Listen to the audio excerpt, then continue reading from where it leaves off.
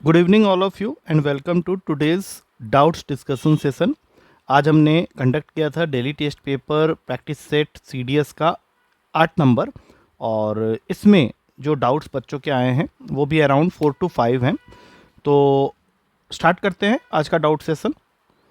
तो आज के पेपर का जो पहला डाउट आया है ये बहुत ही सिंपल सा क्वेश्चन था। आई डोंट नो, एक बच्चे ने पूछा था ये डाउट। अब ये सिंपल सी चीज़ है कि ये बोर्डमास रूल का क्वेश्चन है। तो बोर्डमास रूल के अंदर क्या होता है हमें पता है कि सबसे पहले ब्रैकेट, जो कि इस क्वेश्चन में कहीं है नहीं, सबसे पहले ब्रैकेट ही सॉल्व होता है, उसके बाद ओ फॉर ऑफ होता है। तो हम लोग को ऑफ को पहले सॉल्व करना पड़ेगा। तो इस क्वेश्चन के अंदर में 9 माइनस 1 2/9 को हम लोग 11/9 लिख सकते हैं। और ऑफ का मतलब होता है इंटू 3/11 को 36/11 लिखेंगे। उसके बाद बीच में साइन डाला हुआ है, ये प्लस का साइन है आई गेस, भी चेक कर लेता हूँ एक बार। नहीं, ये साइन है डिवाइड का। डिवाइडेड बाई, डिवाइड मतलब ये नेक्स्ट नंबर में आएगा डिवीजन। 5/1/7 मतलब 36/7, और फिर से एक बार ऑफ है इंटू 7/9। तो जहाँ पे ऑफ की वजह से इंटू आया है उसको हम लोग पहले सॉल्व करेंगे। तो ऐसा दो जगह हो रहा है, एक यहाँ पे और एक यहाँ पे। तो पहले इसको सॉल्व किया जाएगा। 11 से 11 गया, 9 इसको काटेगा 4 में। और यहाँ पे 7 से 7 गया, 9 इसको काटेगा 4 में। तो टोटल बच गया 9 माइनस 4 डिवाइडेड बाई 4। अब 4 डिवाइडेड बाई 4 1 होता है, तो 9 माइनस 1 की जो वैल्यू आएगी दैट इज इक्वल्स टू 8। तो B is the correct answer. Simple question था। अब चलते हैं नेक्स्ट क्वेश्चन में। हाँ, नेक्स्ट क्वेश्चन अच्छा क्वेश्चन है। यहाँ पे तुमको एक सेमी सर्कल दिख रहा होगा। क्वेश्चन में फिगर को मैं एक बार और ड्रॉ कर देता हूँ। इस सेमी सर्कल के अंदर में उसने तुमको डेटा दिया है, on a semi circle with diameter AD chord BC is drawn parallel to the diameter. मतलब ये जो डायमीटर के साथ में पैरेलल एक कॉर्ड बनाया है वो BC है। और further each of the chords AB and CD has lengths 2। मतलब ये जो दो कॉर्ड हैं इनकी लेंथ तुमको दे रखी है 2 सेंटीमीटर ईच। और फाइनली AD की लेंथ जो कि डायमीटर है वो दे रखा है तुमको 8 का। तुम्हें BC की लेंथ निकालनी है। तो सबसे पहले हम लोग यहाँ पे इसका सेंटर मार्क करेंगे और सेंटर के साथ में ज्वाइन करेंगे इन दोनों एंड पॉइंट्स को। तो क्लियर सी बात है कि ये चारों लाइन तुम्हारा डायमीटर का काम कर रहा है। चारों का मतलब है ये OA, OD, OC, OB, ये सारे के चारों 4 सेंटीमीटर के हो गए। अच्छा, ये करने के बाद एक 90 डिग्री की लाइन यहाँ से ड्रॉ कर लो। अब ये जो 90 डिग्री की लाइन हमने ड्रॉ की है इसकी नेमिंग कर देते हैं सपोज E। तो अब सोचो कि अगर मैं इस फिगर में यहाँ से भी एक ऐसी लाइन ड्रॉ कर दूँ और इसकी नेमिंग कर दूँ F, तो AE और DF इनकी लेंथ सेम होने वाली है। और इनकी लेंथ को अगर मैं AD में से माइनस कर दूँ, AD क्या है मेरा डायमीटर जो कि 8 है, तो AE और FD में से कोई एक निकल आएगा, तो दोनों ही मिल गए। तो उनकी लेंथ को ऐड करके अगर 8 में से मैं माइनस कर दूं तो मुझे EF मिलेगा and that is nothing but your BC। तो अभी हमारा मेन फोकस कहाँ चला गया कि हमें किसी तरह से भी AE या DF में से कोई एक लेंथ निकालनी पड़ेगी। तो इसके लिए अब हम लोग ट्रायंगल लेने वाले हैं ABE ट्रायंगल। अब उस ABE ट्रायंगल में थोड़ा सा ट्रिग्नोमेट्री लगा लो। तो cos A चूंकि 90 डिग्री E पे बन रहा है, तो cos A is equals to base upon hypotenuse, जो कि AB को मैं मानूंगा वो 2 है। तो यहाँ से AE की वैल्यू आ गई 2 cos A।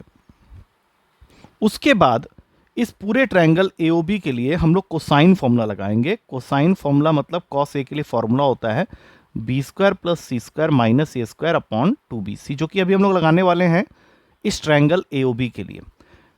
तो अगर मैं ये ट्रायंगल के लिए ये फॉर्मूला लगाता हूँ तो मेरे पास में जो फिगर है उसके हिसाब से एंगल A के अपोजिट वाला साइड जो है वो स्मॉल a होगा। दैट मीन्स ये वाला साइड हो गया स्मॉल a 4 का। एंगल B के अपोजिट वाला जो होगा वो B is equals to small 4, और O को C मानते हुए यहाँ पे C कर लो। तो फॉर्मूला के अंदर अगर मैं इसको पुट करता हूँ तो जो वैल्यू मेरे पास में आने वाली है, तो सबसे पहले उसमें है B²। तो B² मतलब 4²। उसके बाद आएगा मेरे पास में C² दैट इज 2²। और फिर से एक बार माइनस होगा A² दैट इज 4²। और नीचे हो गया 2BC, तो 2 इंटू 2 इंटू 4, 2 इंटू 2 इंटू 4 होता है मेरा 16। अब ये दोनों कैंसिल हो गए, टोटल वैल्यू आ गई 2 इंटू 4/16 मतलब इन टोटल वैल्यू आ गई 1/2 की। अब मैंने क्या बोला था कि ए अगर मिल गया तो वो वैल्यू फिर डी एफ के इक्वल भी है, तो ए और डी एफ जो दोनों ही 1/2 के इक्वल हो गए। दैट मीन्स यहाँ से और यहाँ से 1 सेंटीमीटर, हाफ हाफ मतलब 1 कट हो गया, तो मेरा जो ई एफ होगा दैट विल बी 8 - 1 7, और ये जो ई एफ है that will be equals to my B C. तो आंसर हो गया बी ऑप्शन। आई होप समझ में आ गया होगा। नेक्स्ट क्वेश्चन है, out of 2/3 of the total number of basketball matches, a team has won 17 matches and lost 3 of them। मतलब कुछ नंबर ऑफ मैचेस खेले गए हैं बास्केटबॉल मैचेस, उनके 2/3 आउट ऑफ 2/3, मतलब सपोज कर लेते हैं कि टोटल मैचेस खेले गए हैं x, तो इन टोटल मैचेस का 2/3 जीता है किसी टीम ने, जिसमें 17 मैचेस वो जीता है और 3 उसने लॉस किया है। मतलब 2/3 of the total number of basketball matches में से एक टीम ने 17 मैच जीते हैं और 3 मैच हारे हैं। इसका मतलब है कि टोटल मैच जो प्ले किया गया होगा, total match that is 2/3 of x is equals to 20, तो टोटल मैचेस हो गए 30। अब यहाँ नेक्स्ट लाइन में क्वेश्चन क्या कह रहा है कि what is the maximum number, यहाँ ध्यान रखना वर्ड यूज किया, maximum number of matches that the team can loss and still win 3/4 of the total number of matches. अब इस वैल्यू का 3/4 एक बार निकाल लो। इस वैल्यू का 3/4 अगर मैं निकालता हूँ, इसको 2 के टेबल में कट करते हैं, 15 और 2 45/2, मतलब करीब करीब 22.5 आ रहा है, जिसको हम अप्रोक्सीमेट कर लेते हैं 23 मैचेस। मतलब 23 मैचेस अगर ये टीम जीतती है तो क्वेश्चन ये है कि how many matches it can lose such that still he can win 3/4 of the total number of matches. मतलब आउट ऑफ 30 अगर ये टीम 23 मैचेस जीत लेती है तो कितने मैक्सिमम मैचेस ये हार सकती है। देखो ये ऑलरेडी 3 मैचेस हार चुकी है और 23 उसको जीतना ही जीतना है, तो 7 मैचेस पे वो रिस्क ले सकती है। तो 30 में से 23 माइनस करने के बाद बचते हैं 7, जिसमें से ऑलरेडी वो 3 मैच हार चुकी है। तो अब वो कितने मैच हारना एफोर्ड कर सकती है, मैक्सिमम 4। तो ये आंसर हो जाएगा 4। ये रुपीज़ नहीं है, ये सब मैचेस के लिए है, ये मिसप्रिंटेड था। आई होप समझ में आ गया होगा। 3/4 ऑफ द मैचेस हम पहले निकाल लेंगे, जो कि आ रहा है 23। क्वेश्चन है कि what is the maximum number of matches that the team can loss and still win 3/4 of the total number of matches. तो हमने टोटल नंबर ऑफ मैचेस निकाल लिया था 30, उसका 3/4 किए तो अप्रोक्सीमेटली 23 आ रहा है। 30 में से 23 माइनस करेंगे 7 आएगा, जिसमें से 3 मैच वो ऑलरेडी हार चुका है। तो अब वो कितना मैक्सिमम हारना एफर्ट कर सकता है, तो that is 4। So A is the correct answer. अगला क्वेश्चन है कि एक बोर्डिंग स्कूल है and the expenses of a boarding school depends on 2 types of cost, one is fixed cost and one is variable cost। तो ऐसा करते हैं, fixed cost को लेट कर लेते हैं, कुछ भी लेट कर लो ए, और वेरिएबल कॉस्ट जो कि वेरी करता है according to number of students, उसको ले लेते हैं बी। अब क्वेश्चन आगे बढ़ रहा है, इफ द एक्सपेंसेस पर स्टूडेंट वेयर ₹600 फॉर 50 स्टूडेंट्स, मतलब 600 इंटू 50 इज इक्वल्स टू, एक तो फिक्स्ड कॉस्ट होगा और दूसरा जो वेरिएबल कॉस्ट है B, that varies directly as the number of students.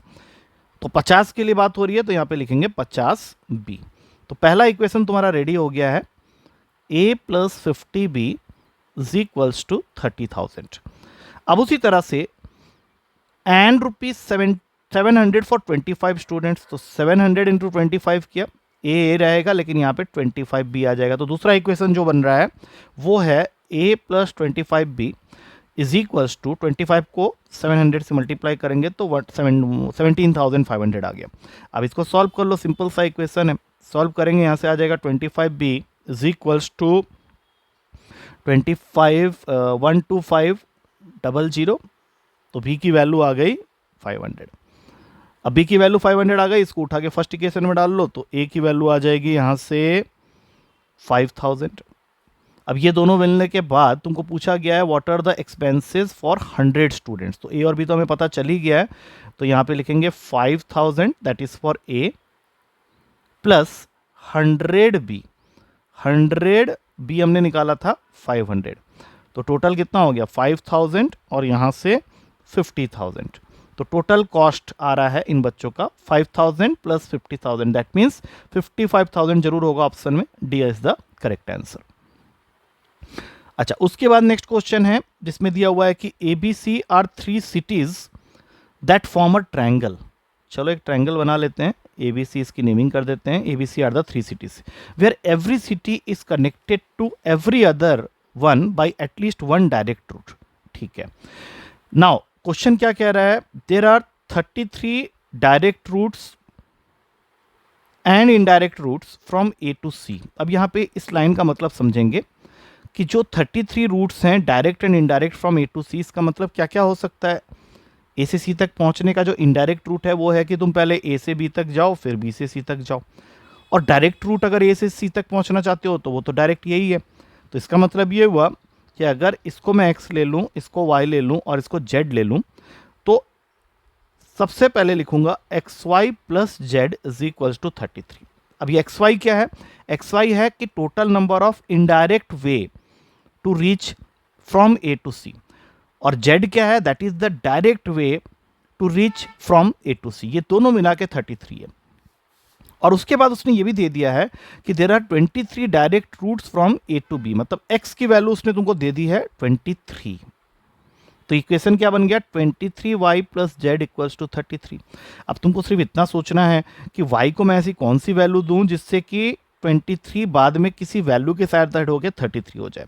तो यहाँ तुम 0 नहीं लिख सकते, 1 से ज़्यादा बड़ी वैल्यू तुम ले ही नहीं सकते, क्योंकि 23 इंटू 2 अगर कर दोगे y की जगह तो वो इस नंबर ऑफ वेज को ही एक्सीड कर जाएगा। तो जो पॉसिबल वैल्यू बची है वो y की 1 बची है, और जैसे ही तुमने y को 1 लिखा तो ये बन जाएगा 23 plus Z equals to 33, that means Z will be equals to 10। That means direct routes जो तुम्हें a से c तक मिलेंगे वो 10 मिलेंगे। b से c तक जाने का एक ही रास्ता है, y इक्वल्स टू 1। A से B तक जाने के 23 रास्ते हैं। तो हमारा क्वेश्चन हमसे पूछ रहा था कि ये जो डायरेक्ट रूट्स हैं फ्रॉम A to C वो कितने हैं, तो वो 10 है। सो B is the correct answer. I hope हमने ये 4 या 5 क्वेश्चन डिस्कस कर लिया है और अब ये समझ में आ गया होगा। ठीक है, तो नेक्स्ट पेपर के डिस्कशन के लिए कल मिलते हैं। Till then take care and thank you to all of you.